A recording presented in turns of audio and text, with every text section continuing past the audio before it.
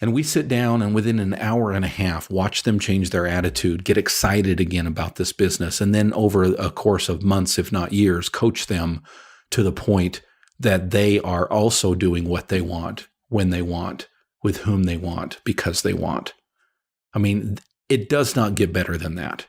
It does not get better than that. And I don't get on this microphone to brag about the fact that I took Friday and Saturday to ski. I get on this microphone to let you know that I took Friday and Saturday to ski, and so can you. No, so should you.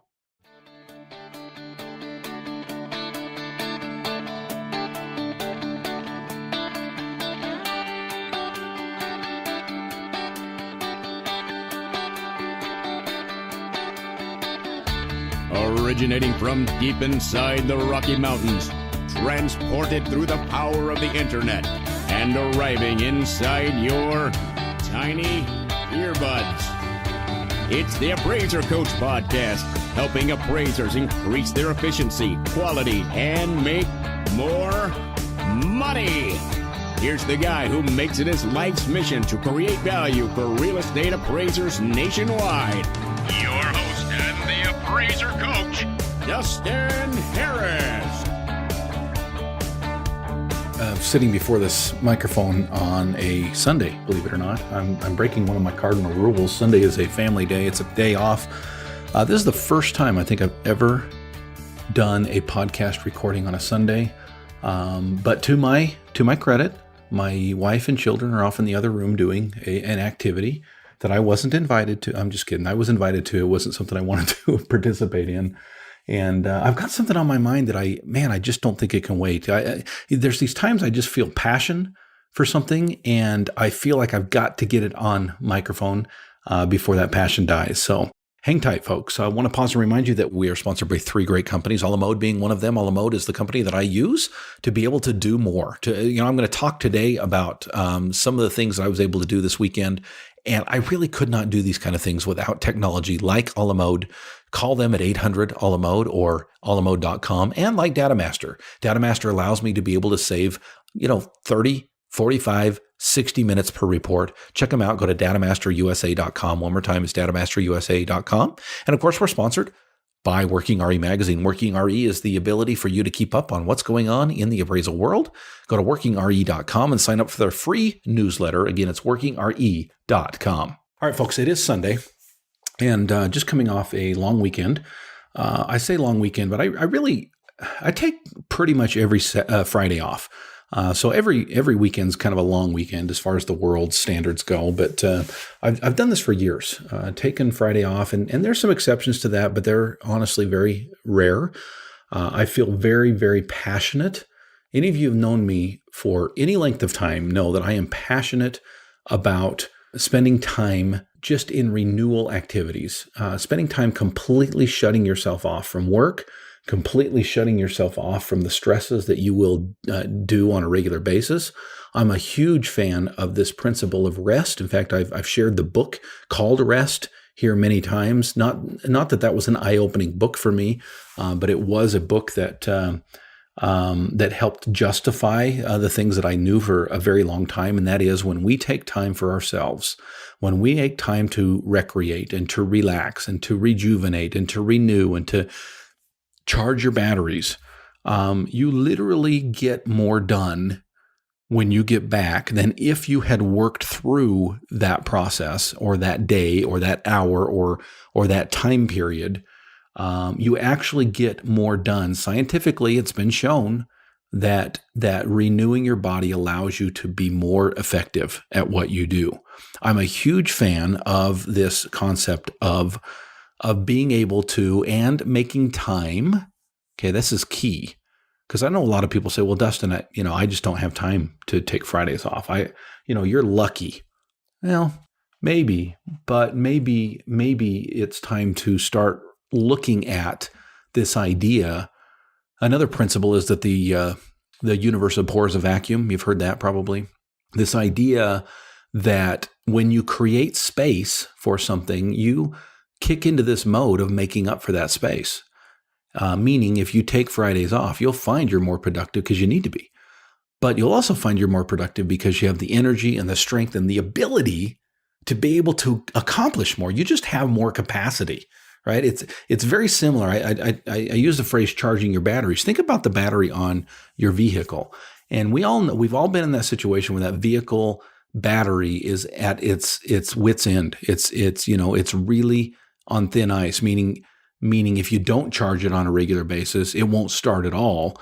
And you forget one night and you wake up the next morning. And if you live in a climate like mine and it's cold, that puppy isn't gonna go, meaning you're going to be behind the 8-ball because you don't have the energy, the strength, the ability, the charge that you need to move forward.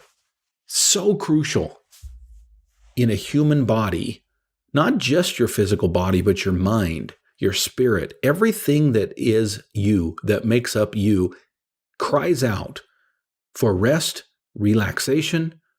It's interesting that the human body is made that you cannot go for very long without sleep. You can actually go longer without food than you can without sleep. It is an absolute essential. Why is that? We're forced to relax nightly, yet many of us don't take the time to relax and enjoy life. I'm kind of getting off in the weeds because that really doesn't have much to do with the topic today, but I set it up because I just got back from a 2-day ski vacation. And this is somewhat big. This is the second annual. My friends and I, who ski a lot, in fact, we ski typically weekly. We try to take Tuesday afternoons during the ski season to get up and do about 5-6 hours of skiing on Tuesday afternoon. It doesn't work out every time. Sometimes I'm in a mastermind group, or there's some other things that cause me to not be able to make that Tuesday afternoon. But we try, and we probably make it up 15, 20 times during the week, not just counting Tuesdays, but weekends as well during the ski season. The ski season around here is usually about December through the end of March. And so if you start to think about, the numbers of weeks in that period of time, it is something that I take time for a lot, because it is an interesting sport in the sense that it allows me to take my mind. When you're skiing, you've got to focus. You've got to focus on the snow, the conditions, what your legs are doing, your poles are doing, what's coming up, what you've just hit, what the weather's like. I mean, there's so much you've got to focus on, but it completely takes your mind, at least in my case, completely takes your mind off of work, off of other, challenges, stresses of life. I just love the activity in the sense that it renews my soul. And the added benefit is, if you ever live in a climate that is a snowy climate, you also know that with that comes a lot of clouds, a lot of dreariness, a lot of short days and long nights, and seasonal depression is a real thing, folks. I've never personally experienced it to an extreme amount, but there was a period of time that I was doing no snow sports at all, and it gets really lonely throughout the winter months without something to do. Again, kind of getting off in the weeds, but there's maybe a mini lesson to be learned here that you're taking care of your mental health, that you're getting out and enjoying life. And I try to do that during the winter. And for the last couple of years, a group of us have been traveling. It's about 3.5 hours from where we live to a little ski resort called Lost Trail up in Montana. It's actually on the Montana-Idaho border, right on the Continental Divide. It is a gorgeous little place. And I shouldn't say little place. It's quite a big resort, but fairly low cost as far as ski resorts go. But it's just phenomenal. It's just a wonderful snow. We can go late in the season as we did this time. I mean, perfect spring skiing for us. It was just a phenomenal trip. We got up early, and I mean early, 4:30 in the morning on Friday, piled in the car, headed up to Lost Trail, got there about 9:30. They open at 10 this time of year. Had just enough time to put our stuff down, get organized, and get our snow clothes on and the skis, and stand there at the first lift for a couple of minutes before they opened it up. And up the hill we went. They had received about 8 inches of powder the week before. And by the way, this little resort, it's so small and it's so away from everything. It's somewhat near Missoula. I think some people from Missoula might come over to ski, but most of them will go up to Big Sky or some of these bigger resorts, and so it just doesn't get a lot of traffic. They charge less per ticket just because it is what it is, and they only open up on Thursdays, Fridays, and Saturdays. And this time of year, they're only open and Sundays, I guess. And this time of year, they're only open Friday, Saturday, Sunday. And so we got up there Friday and nobody had skied the entire week. And so you talk about fresh tracks. Anybody who skis knows what that means. Fresh tracks, that's something that's insanely amazing. And it's just a wonderful, it's a different type of skiing when you're in powder like that. And we hit powder on Friday and it was just fabulous. We had a wonderful time that evening. We had sourdough pizza at a local pizza place, soaked in the hot springs, did the sauna, stayed a little cabin, stayed up playing games, and then got some good rest, and then got up the next morning, had a nice breakfast, which I don't normally eat breakfast, but in this case, I enjoyed what everybody else was enjoying. It's pretty hard to eat more calories than you expend when you're skiing for 2 days straight. So I wasn't too worried about my calories intake, but of course I watched it somewhat, but a little bit of an indulgence these couple days. Although I have to say, another little side note is I know that when I'm out skiing and doing sports like activities, which those of you who know me know I'm not a sports person, but I need all the energy I can get. So I'm not eating crap, if that makes sense. I just know what that does to me, and I don't really want to feel like crap when I'm out there. So I'm trying to eat healthy and do the things that I want to do. We just had a great time. Skied all day Saturday. They close at last lift is at 4:30. And by the way, we were the second to the last people on the lift. The last one up the hill. I mean, we skied hard all day Friday, skied hard all day Saturday, and really sucked the marrow out of this day. It was absolutely just a fun, incredible, wonderful day. And, but there was a lesson to be learned. Something happened to me late Friday that changed the trajectory of Saturday. And I want to tell you that story when we get back to the break. But more importantly, I want to transition into what this means for our business and what this means for us as business owners. I want to pause here and remind you that we are sponsored by 3 great companies, a la mode being one of them. Folks, I really could not do a lot of the things that I do without a la mode. A la mode allows me to be free to work from anywhere and to be able to accomplish all the things that I need to and truly be a mobile office, not just in my inspections, but also in the write-ups. We've got a server set up, and it just is amazing the things that this company allows appraisers to do. Folks, I cannot emphasize enough the efficiency and the abilities that Total a la mode will do for you. Check them out. Call 800 a la mode or go to alamode.com and find out what you're missing if you're not with a la mode. Again, it's alamode.com or 800 a la mode. The other thing that gives me more ability, if you will, to do more is DataMaster. DataMaster will save you 45 minutes per report on average. Think about that. How many reports do you do in a week? All right. Now, times that by 45 minutes and think how much time you'll have to go skiing or do some other things with your life. DataMaster will make it easy for you to do that. Go to datamasterusa.com. One more time, it's datamasterusa.com. Finally, we're sponsored by Working RE Magazine. Love Working RE just on a regular basis. I don't even have to try. I just have to watch my email, which I do on a religious basis. I've told you on this microphone before, my goal is to free out and have a clear inbox every single day. And I have a system down for doing that. I've shared that on my Appraiser Academy, my system for having a clean inbox on a daily basis. But one of the things I just love is seeing these emails from Working RE Magazine. Why do I get those emails? Because I signed up for their free email service.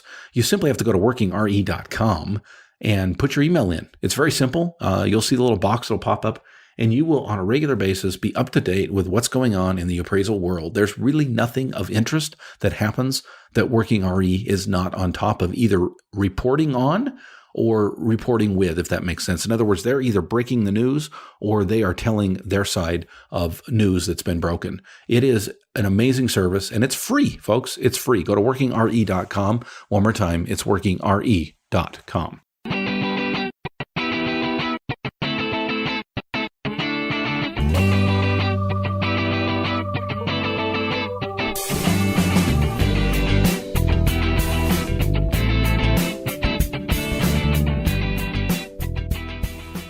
All right, folks, we are back. We're talking today about a principle that I want to teach. I want to get there, but I'm doing so with a story, something that happened to me. I set this up letting you know that today is Sunday. It's the first time I think I've ever recorded a podcast on a Sunday, but I just feel passionate about it. And by the way, as soon as I'm done here, I'm walking into the kitchen, we're sitting down, and we're going to play a great card game as a family. I love Sundays. They're great family days. Great time to just spend with the kids and the wife.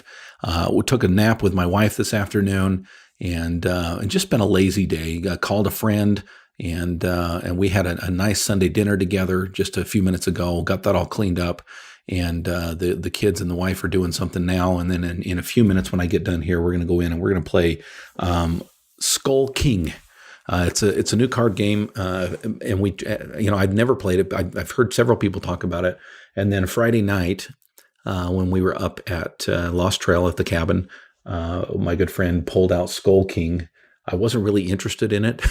He's like, just play around and tell me what you think. Well, it's an amazing game, and I got home, told my wife about it. She goes, "Yeah, I bought it a couple weeks ago." And I said, "You're kidding, right?" She said, "No, it's right here." I said, "We're playing this game. It's a lot like Rook, and I love Rook. Rook's a great game, and it's just kind of a twist on Rook. It's a great game. Pick it up." No, they get no. I get nothing for that promotion. You're welcome, Grandpa Beck.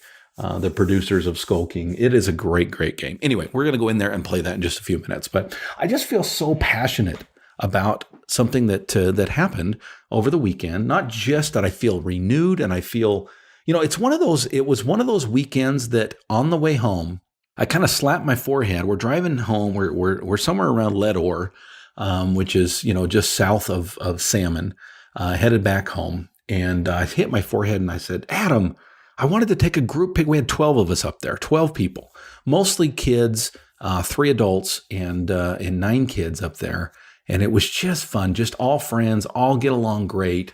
And I said, "Dang it, Adam, I wanted to take a group picture when I was up there and I completely spaced it." And he's like, "Oh yeah, that would have been a good thing." And I just got a text from him. I'll just read it to you. I just got a text from him just a few minutes ago, right before I started this podcast. And he says, "I'm coming off a skiing high. You inadvertently but perfectly described the weekend. We were having so much fun. We forgot to take a picture. In this age, that's the new definition of a good time." I love it. Adam's spot on. It drives me nuts. We go on these vacations and we spend so much time taking selfies and taking pictures. I'm like, dude, just enjoy the vacation, right? And you know what? We were so much enjoying the vacation this weekend that we completely forgot to take a picture. And you know what? Hallelujah. That is the new definition of a great time. So that's the kind of weekend I had. All right. All of this leading up, I promise. Promise I'm leading up to a principle here. So here's what happened. By the way, I am not a very competitive guy by nature. I know that surprises a lot of people because, you look at somebody that has a successful business and you might say, that guy is just really driven to be successful. I actually am quite the opposite for the most part. And there's things I'm competitive on. But for the most part, what I'm competitive of is my time. My definition of wealth, I've shared it on here before, probably. If not, I'll do a whole episode on it at some point. But my definition of wealth is to do what I want, when I want, with whom I want, because I want. Let me say that one more time. To do what I want, when I want, with whom I want, because I want. That's my definition of wealth, right? And so if I'm competitive with anything, it's how successful can I make my business so that I can be wealthy, meaning I can do what I want, when I want, with whom I want, because I want. That's my competitive nature is technology, human resources, systems that allow me to be able to do more with less. And I'm passionate.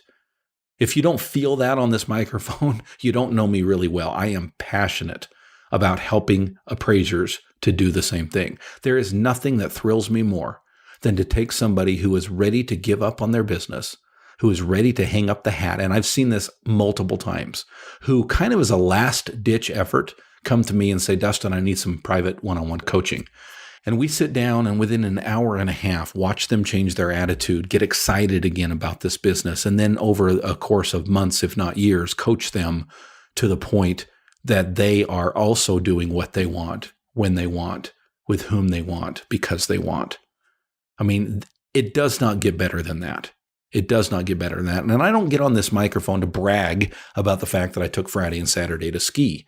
I get on this microphone to let you know that I took Friday and Saturday to ski, and so can you. No, so should you. Because it's not a matter of having time to do it. It's a matter of making time to do it. And I hear this so often. Well, Dustin, I don't have time to do that. I can't do that. If I took a Friday off, I would just have to work harder those other days to make up for it. Or you might be able to work smarter and develop systems that allow you to be able to do the things that you know. The whole reason you got into this in the first place, at least the whole reason I hope you got into this in the first place, to be self-sufficient, to be a self-employed individual is such a cool thing. But only if you're taking advantage of the benefits that you can have by doing it.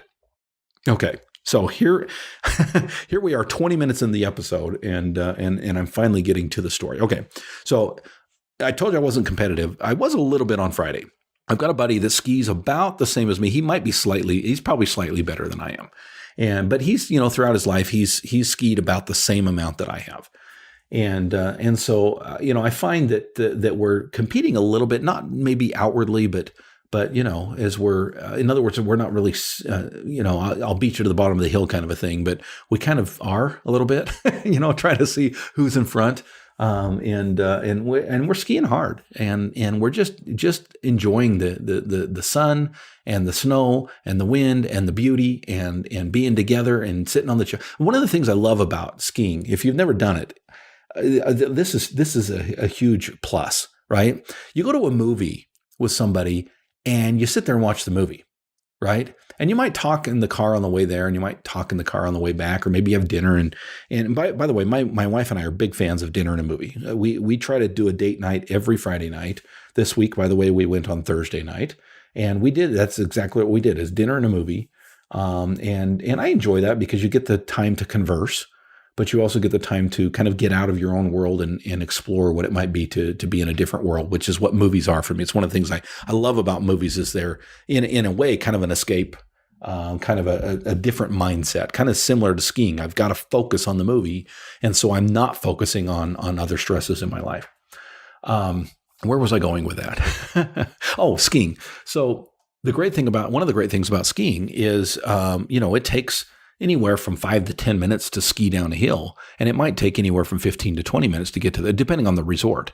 And this resort has very long chairlifts. I mean, literally 15 plus minutes. And you're sitting next to a friend and you converse and you talk about life and business and friendships and dreams and hopes and vacations and funny things your kids have done. And I mean, it just was a great, great bonding time, just a male bonding time as far as that goes. It was a great time to spend with my two boys came with me. I rode the lift with them several times, but I spent most of the time with my friend Adam and just really had a good time. It was just a lot of fun. And, but back to the story, we were, I don't know about him, but I found myself driven to not be the last one on the hill, to not be, yards behind him, but be kind of neck and neck and enjoy these runs and do some things that are a little bit crazy, that maybe make you gulp a little bit and think, really? I'm going to drop off into that, huh? And it was just fun. It was just enjoyable. But about 3:30 in the afternoon, so just before they closed, about 3:30 in the afternoon, I was headed down a groomed trail, and it was a little bit chunky, and it was a little bit on the shady side, so it was a little bit icy. So I was, but I was cruising. I was going, I'm guessing around 40, 45, and coming down this hill pretty hard. And the back of my ski on the right side caught an edge, and I was going so fast that I just did not have time to recover. And down I went, and I tumbled. I mean, skis flying. I don't use straps on my poles. Probably stupid, but I hate taking them off and put them on every time I get on the lift. So I just cut them off. So my poles are flying everywhere. My skis are flying everywhere. I'm flying everywhere. I end up face down in powder about 4 foot from a tree. A little bit dangerous, yeah. And it was reminiscent. I know I've told you the story here, that a couple of years ago, in fact, 2 years ago, almost to the day, I fell and broke my clavicle skiing. And it was very reminiscent of that, hitting some ice, catching an edge, falling forward, and just tumbling. In fact, when I was in that, it's kind of weird. If you've ever been in an accident like that, things really do go into slow motion in your brain. It's so weird. Like, you know what's happening, and it's kind of a surreal thing. And yet, you're kind of at peace thinking, okay, well, whatever happens, happen. I'm going down. This is happening. This is my life right now. And it's kind of just a weird situation. But this time it was a flashback of 2 years ago, and it felt very similar, different side. Okay. I fell on my right rather than my left. It was my left that I broke my clavicle on, but I fell going the opposite direction I was turning to the left. So I fell on my right and just tumbled, and everything came to a rest. And I've broken my scapula and I've broken my clavicle, and I know what a broken bone feels like. And I know immediately that I've broken a bone, because there is just a sensation that it is not good. Something serious has happened. I came to a rest on Friday at 3:30, and I knew immediately that I hadn't broken anything. And there was just this big, just relief that washed over me. And I thought, oh, thank goodness. But then I started hurting. Then I started feeling it. And I knew I was hurt, but I knew it wasn't a bone. And so I was relieved that I didn't break a bone, because that's a serious recovery time. I would have been done skiing for the weekend. And I knew I was hurt, but I knew it was something that would be okay. But it shook me up enough that I got up, I brushed myself off. Adam was behind me at this point. So there's a lesson, right? He skis up behind me, and he didn't see it happen. He was actually far enough back, he didn't see it happen, but he saw me in he calls it a yard sale, when your equipment is laid out across the grass, basically, for sale. It just was everywhere. And he skied up, and he's kind of like, "Are you okay?" And then we realized I'm okay. He kind of laughs and chuckles a little bit, and we had a good time laughing about it. And so, well, at least we're not going to take you to the ski patrol. And I got up, and I literally was shook up. I mean, when I say shook up, I mean literally physically shaking, because it was just it was reminiscent of breaking a bone. Going through that process and going as fast as I was going, it hurt. But more importantly, it was psychologically hurt. It just stung that this might be the end again. This might be another trip to the hospital. This might be another $30,000 surgery. This might be another, fill in the blank. And even though I got up and brushed myself off and immediately put my skis back on and skied down the rest of the hill, it took some time to recover. In fact, it took the rest of the day. Now, I did get back on the horse. I immediately went down to the lift. We went immediately back up to the top, but I did take it a little bit more cautiously the rest of the day, which was only an hour, maybe 2 more runs after that. And then of course we had that fun night Friday, and then woke up the next day, and I was sore, not just from skiing. The lower body was sore from skiing. My muscles, my legs, that was sore from skiing, but my upper body was sore from hitting that icy run. My right arm rather feels like a very tough individual just punched me in the arm as hard as he possibly could. That's what it feels like even right now, even 2 days later. And of course, my back is out. I probably need to go see a chiropractor. I can feel right where it's out on the left side, upper, right between my shoulder blades. It's killing me. Had my son stand on it tonight and try to jump on it and try to put it back in. My son's a big kid, but he couldn't do it. He couldn't get it right.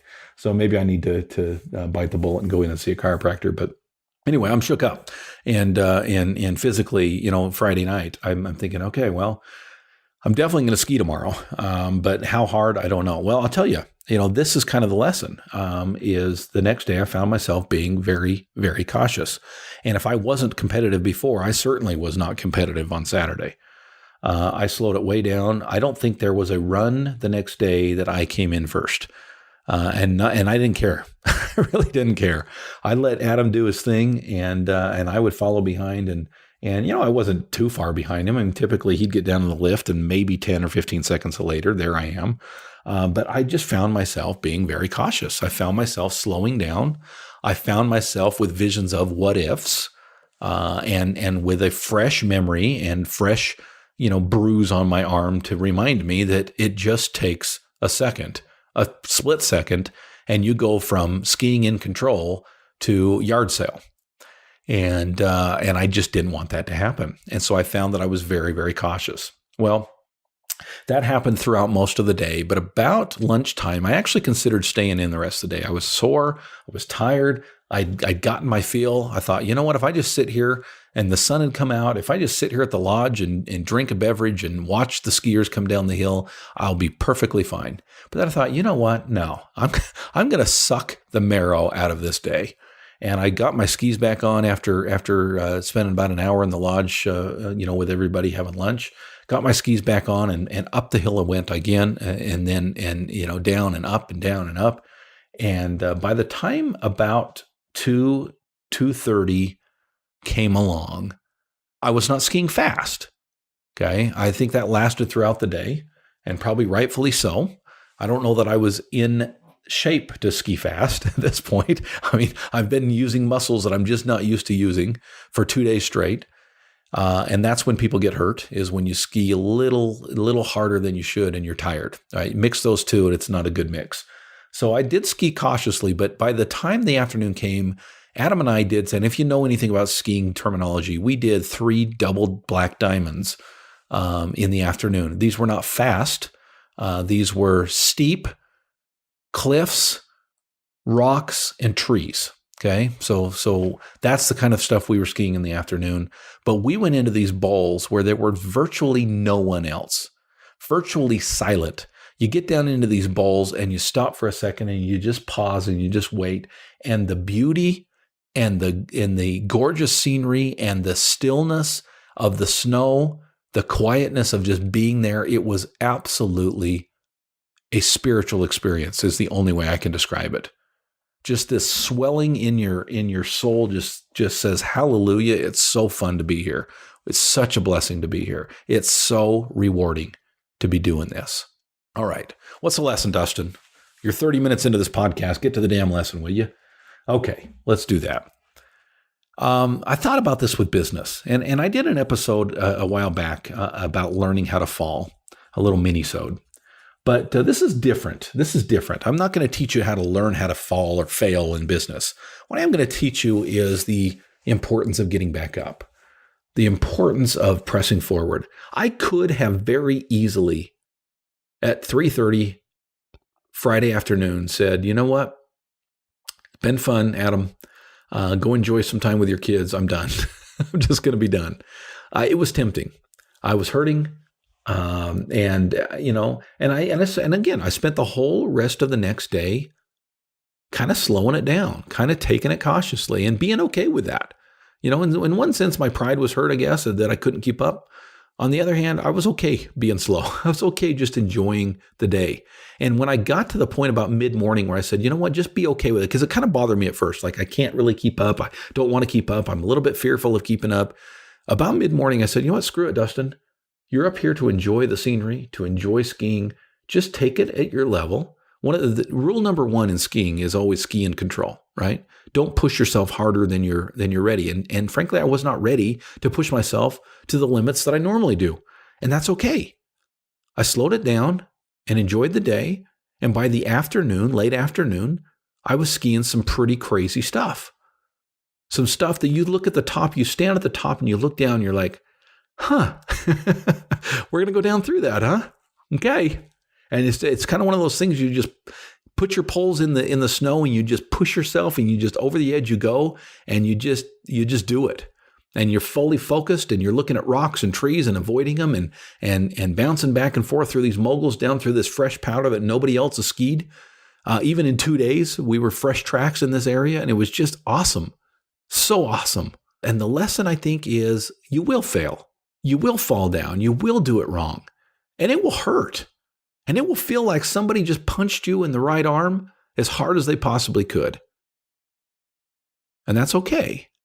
And frankly, it's okay to slow down and be cautious. Sometimes I think the universe gives us warning signs and says, you know what, Dustin, slow down a little bit. Slow down, think through this, enjoy the ride, but don't stop. Don't get off the horse and say, I'm done. Don't take your ball and go home.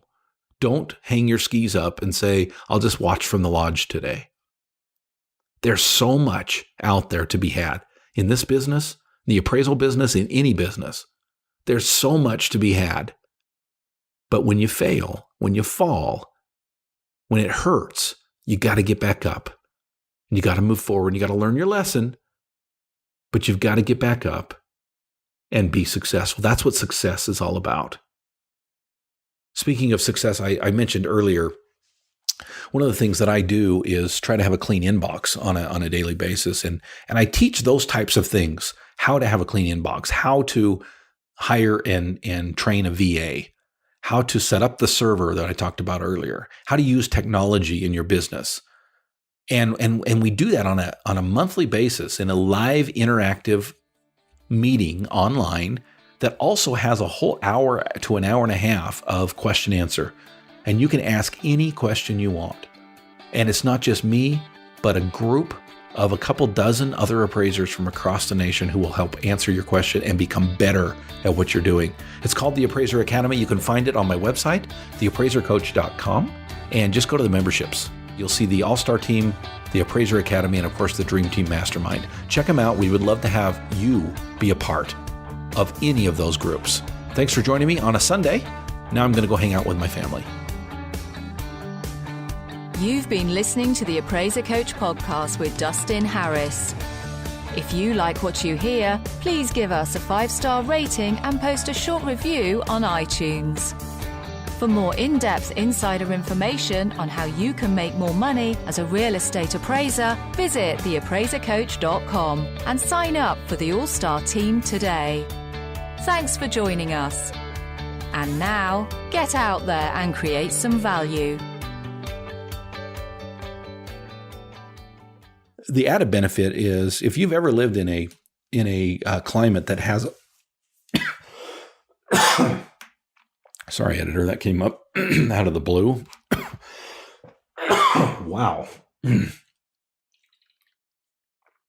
Take two. If you ever live in let's try this again.